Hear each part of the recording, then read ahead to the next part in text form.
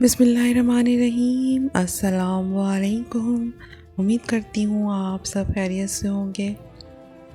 بنی اسرائیل میں اللہ کا ایک ایسا نیک بندہ گزرا ہے جس کی بادشاہ وقت بڑی عزت و قدر کرتا تھا، لیکن وہ بادشاہ اس نیک بندے کی قوم بنی اسرائیل کو پسند نہیں کرتا تھا۔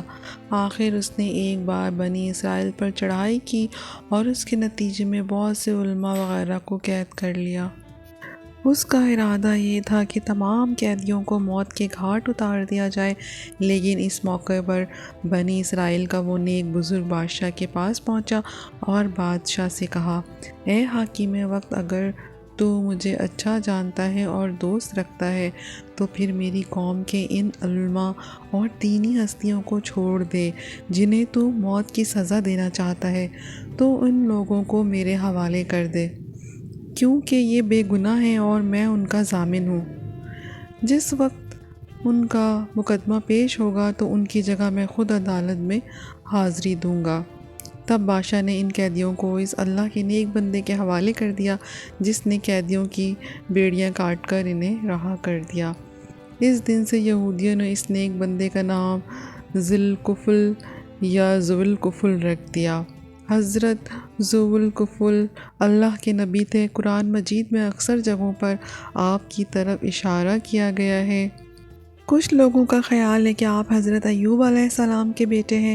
اللہ تعالیٰ نے ایوب علیہ السلام کے واقعہ کے بعد قرآن حکیم میں فرمایا، اور ہم نے اسماعیل، ادریس اور ذو الکفل کو مابعوث کیا، وہ سب صبر کرنے والوں میں سے تھے اور ہم نے ان کو اپنی رحمت میں داخل کیا، یقیناً وہ نیکوں میں سے تھے۔ اسی طرح سورہ صاد میں بھی اللہ تعالیٰ نے حضرت ایوب علیہ السلام کے واقعہ کے بعد فرمایا، اور ہمارے بندوں ابراہیم، اسحاق اور یعقوب علیہ السلام کو یاد کرو جو قوت والے اور سمجھدار تھے، اور ہم نے ان کو خالص چیز کے لیے خاص کیا تھا، اور وہ آخرت کی یاد ہے، اور وہ یقیناً ہمارے نزدیک بہترین پسندیدہ لوگوں میں سے تھے۔ اسماعیل اور ذو الکفل علیہ السلام کو یاد کرو، اور وہ سب اچھے لوگوں میں سے تھے۔ اللہ تعالیٰ نے بڑے بڑے انبیاء علیہ السلام کے ساتھ حضرت ذو الکفل کا تذکرہ کر کے ان کی تعریف و توصیف کی ہے، جس سے ظاہراً یہی معلوم ہوتا ہے کہ یہ نبی اللہ تھے، اور یہی بات مشہور ہے۔ آپ نے اپنی قوم کے معاملات نپٹائے اور ان کے درمیان عدل و انصاف قائم کرنے کی ذمہ داری اٹھائی، اور ایسا کیا بھی جس کی وجہ سے آپ کا نام ذو الکفل، کفالت کرنے والا، ذمہ داری اٹھانے والا پڑ گیا۔ کہتے ہیں کہ جب حضرت المسیح علیہ السلام ضعیف اور کمزور ہو گئے تو سوچنے لگے کہ میں ایک آدمی کو اپنی زندگی میں خلیفہ بناؤں تاکہ مجھے پتہ چل جائے کہ وہ کیسے ذمہ داری ادا کرتا ہے۔ اس مقصد کے لیے انہوں نے لوگوں کو اکٹھا کیا اور کہا، جو آدمی مجھ سے 3 چیزیں قبول کرے گا میں اسے اپنا خلیفہ بنا دوں گا۔ وہ 2 روزہ رکھے، رات کو قیام کرے اور غصے میں نہ آئے۔ مجمع میں سے ایک آدمی کھڑا ہوا جس کو لوگوں کی نگاہیں حقیر سمجھ رہی تھیں۔ اس نے کہا کہ میں حاضر ہوں۔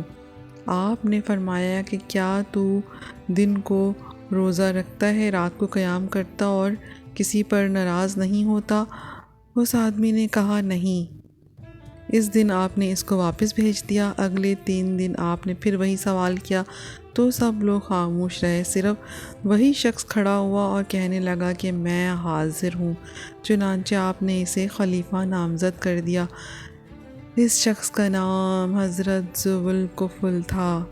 کہتے ہیں کہ ایک دن ابلیس نے اپنے کارندوں کو کہا کہ فلاں شخص کو گمراہ کرنے کے لیے اس کے پیچھے لگو، لیکن کارندے اس شخص کو گمراہ کرنے میں ناکام رہے۔ تب ابلیس نے ان سے کہا کہ تم چھوڑ دو، میں یہ کام خود کرتا ہوں۔ چنانچہ وہ اس آدمی کے پاس بوڑھے فقیر کی شکل و صورت میں آیا، اور اس وقت آیا جب وہ نیک شخص دوپہر کا آرام کرنے کے لیے بستر پر آئے۔ آپ دن اور رات میں صرف اسی وقت آرام کرتے تھے۔ ابلیس نے دروازے پر دستک دی۔ آپ نے پوچھا، کون ہے؟ ابلیس کہنے لگا، میں بوڑھا مظلوم ہوں، آپ اٹھے اور دروازہ کھولا تو وہ بوڑھا ابلیس اپنا واقعہ بیان کرنے لگا۔ اس نے کہا، میرے اور میری قوم کے درمیان جھگڑا ہوا ہے، انہوں نے مجھ پر ظلم کیا ہے اور یوں کیا ہے۔ ابلیس اپنی بات لمبی کرتا چلا گیا حتیٰ کہ شام کا وقت ہو گیا اور آرام کا وقت گزر گیا۔ آپ نے اس سے فرمایا، میں شام کو بیٹھوں گا اور آپ کو آپ کا حق دلاؤں گا۔ اس کے بعد وہ بوڑھا ابلیس چلا گیا۔ آپ مجلس میں گئے تو اس بوڑھے کو دیکھتے رہے لیکن وہ نظر نہ آیا۔ اگلے دن صبح آپ مجلس میں بیٹھے لوگوں کے درمیان فیصلے کرتے رہے اور اس بوڑھے کا انتظار کیا لیکن وہ صبح بھی وہاں نہ آیا۔ جب عین دوپہر کے آرام کا وقت ہوا اور آپ آرام کرنے کمرے میں آئے تو ابلیس بوڑھے کی شکل میں آیا اور دروازے پر دستک دی۔ آپ نے پوچھا، کون ہے؟ اس نے کہا، میں بوڑھا مظلوم ہوں۔ آپ نے دروازہ کھول دیا اور اس سے کہا، کیا میں نے تجھے کہا نہیں تھا کہ میں مجلس میں بیٹھوں گا، تو وہاں آنا؟ بوڑھے نے کہا، میری قوم بہت گندے لوگ ہیں۔ جب ان کو پتہ چلا کہ آپ نے مجلس میں بیٹھنے کے لیے کہا ہے تو انہوں نے کہا کہ ہم آپ کو آپ کا حق دیتے ہیں۔ جب آپ مجلس میں چلے گئے تو انہوں نے پھر انکار کر دیا۔ آپ نے بوڑھے سے فرمایا، جب شام ہو تو میرے مجلس میں آنا۔ اس طرح دوسرے دن بھی وہ دوپہر کے آرام کا وقت جاتا رہا اور آپ آرام نہ کر سکے۔ آپ شام کو مجلس میں گئے اور بوڑھے کا انتظار کرتے رہے لیکن وہ نہ آیا۔ اور اب آپ پر نیند غالب آ رہی تھی کیونکہ آپ نے 2 دن سے آرام نہیں کیا تھا۔ آپ نے اپنے اہل خانہ سے کہا، دروازے کے قریب کسی کو نہ آنے دینا تاکہ میں آرام کر سکوں کیونکہ نیند ستا رہی ہے۔ لیکن ابلیس بوڑھے کی شکل میں پھر آ گیا۔ دربان نے اس سے کہا، پیچھے ہو جاؤ۔ بوڑھے نے کہا، میں کل آیا تھا اور میں نے اپنے معاملے کا ذکر کیا تھا۔ دربان نے کہا، اللہ کی قسم ایسا نہیں ہو سکتا کیونکہ انہوں نے ہمیں حکم دیا ہے کہ کسی کو دروازے کے قریب نہیں آنے دینا۔ جب بوڑھا اس طرف سے عاجز آ گیا تو اس نے گھر کی چھوٹی کھڑکی دیکھی۔ وہ اس کھڑکی سے اندر گیا اور اس نے اندر کے دروازے پر دستک دی۔ آپ بیدار ہوئے اور آپ نے دربان سے کہا کہ میں نے تمہیں حکم نہیں دیا تھا کہ کوئی شخص اندر نہ آئے؟ دربان نے کہا، جناب، میری جانب سے داخل نہیں ہوا۔ آپ جائزہ لے لیں کہ یہ کہاں سے اندر آیا ہے۔ آپ کھڑے ہوئے اور دیکھا کہ دروازہ تو اسی طرح بند ہے جیسے انہوں نے بند کیا تھا لیکن بوڑھا آدمی پھر بھی گھر میں موجود ہے۔ آپ سمجھ گئے۔ آپ نے اس سے کہا، تو اللہ کا دشمن ہے۔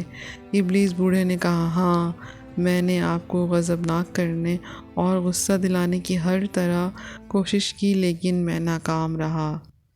حضرت ذوالکفل علیہ السلام کے بارے میں ایک روایت یہ بھی ہے کہ آپ حضرت ایوب علیہ السلام کے بیٹے تھے اور آپ ایک شخص کے ضامن ہو کر کئی برس تک قید رہے۔ آپ کے مقام وفات اور دور کے بارے میں کتب میں زیادہ تفصیلات موجود نہیں ہیں۔ تو پیارے سامعین، ویڈیو پسند آئی ہو تو پلیز میرا چینل سبسکرائب کریں۔ شکریہ۔